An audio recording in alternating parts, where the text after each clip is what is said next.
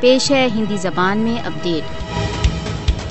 مودی شاسن اپنی کشمیر وروधी कार्य सूची को आगे बढ़ाने के लिए एक के बाद एक आदेश ज्ञापित कर रहा है।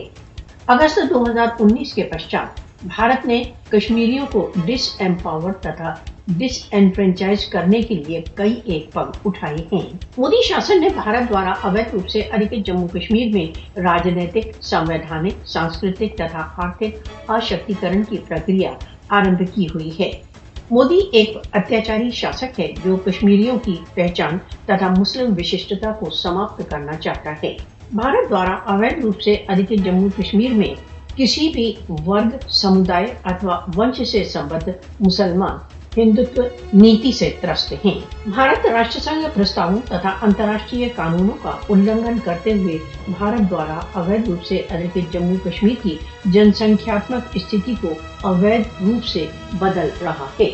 भारत द्वारा अवैध रूप से अधिकृत जम्मू कश्मीर की जनता विवादग्रस्त क्षेत्र की जनसंख्यात्मक स्थिति को बदलने की भारत की योजना का विरोध करती रहेगी। मोदी भारत द्वारा अवैध रूप से अधिकृत जम्मू कश्मीर की मुस्लिम विशिष्टता को समाप्त करने पर तुला हुआ है।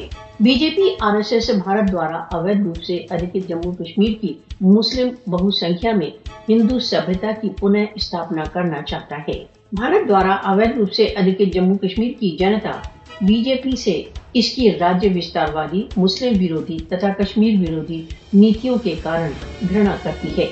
कश्मीरी अपनी धरती को मोदी की कश्मीर विरोधी नीतियों से बचाने के लिए कर्तव्यबद्ध हैं। विश्व को मोदी की कश्मीर विरोधी नीतियों का नोटिस लेने की आवश्यकता है।